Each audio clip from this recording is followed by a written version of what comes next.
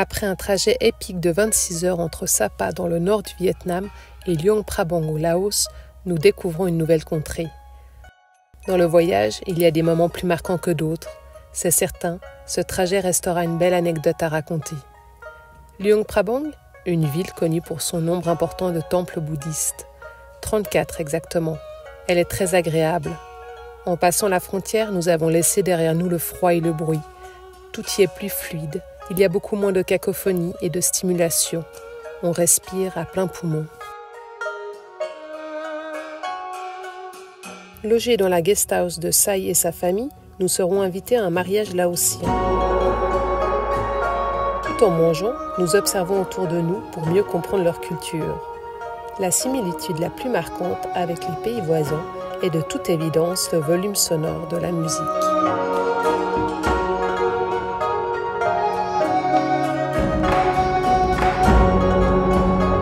Les danses coutumières très lentes sont devenues de plus en plus endiablées au fur et à mesure que les caisses de bière Birlao se vidaient.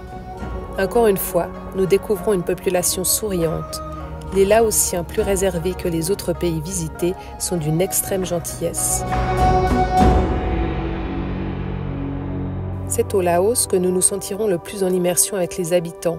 À Phase Garden, Sai nous partagera son implication pour son village avec les cours d'anglais qu'il donne, l'aide aux enfants qui en ont besoin et l'accueil des voyageurs qui apportent des fournitures scolaires à l'école. L'espace de quelques jours, nous voilà immergés dans la vie simple d'un Laotien.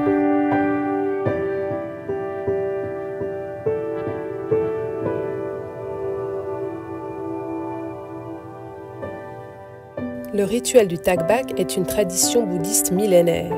Les moines ayant fait vœu de pauvreté pour se consacrer pleinement à la religion dépendent exclusivement de la générosité des fidèles.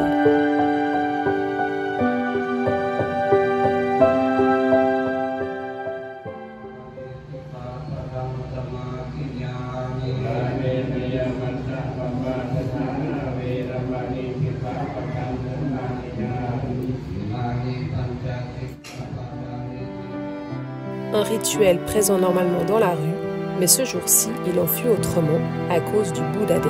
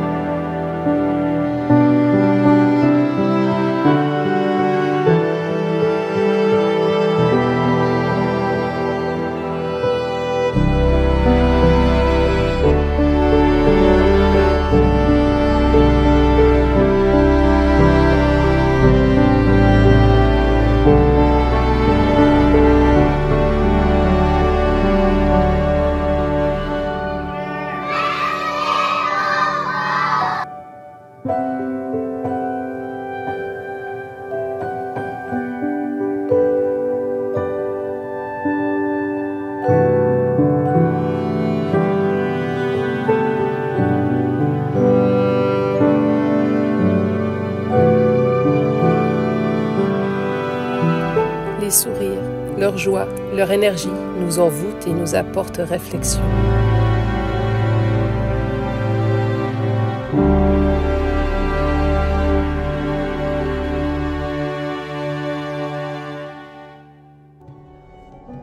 Juste à côté, la cascade de Kongsi, la plus belle de notre vie, enfin au plus loin qu'on s'en souvienne. La couleur de ce joyau de la nature est due à l'oxydation du nitrate de cuivre présent dans la roche calcaire.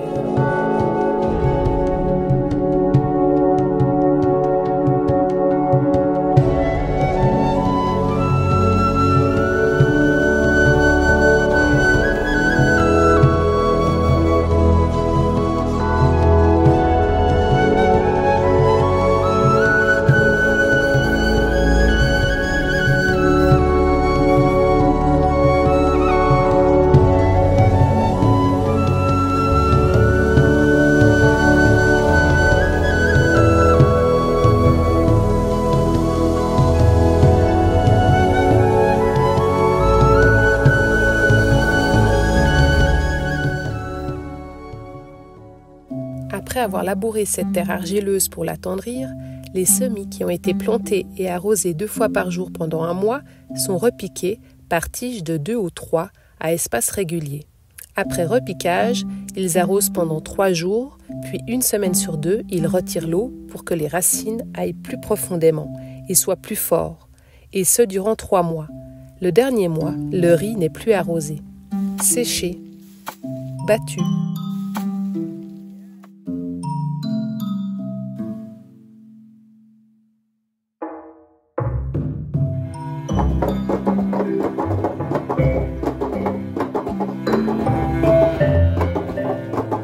Vanné et broyé si besoin. Nous ne pouvions pas repartir d'Asie sans voir le processus de culture de riz de A à Z.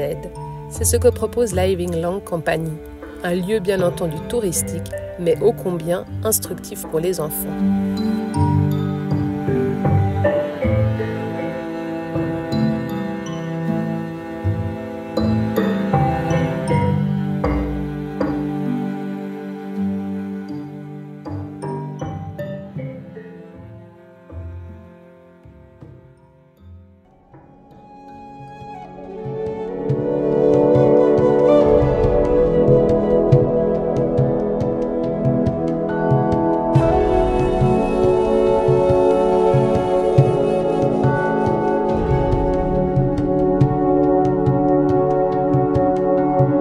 Des rencontres, des découvertes, toujours aussi marquantes et souvent blessantes. Ici, le kilo de coriandre ne dépasse pas les 20 centimes d'euros. Ces moments, les réflexions qui s'ensuivent font de nous qui nous sommes aujourd'hui. Le voyage a ce pouvoir de te faire changer.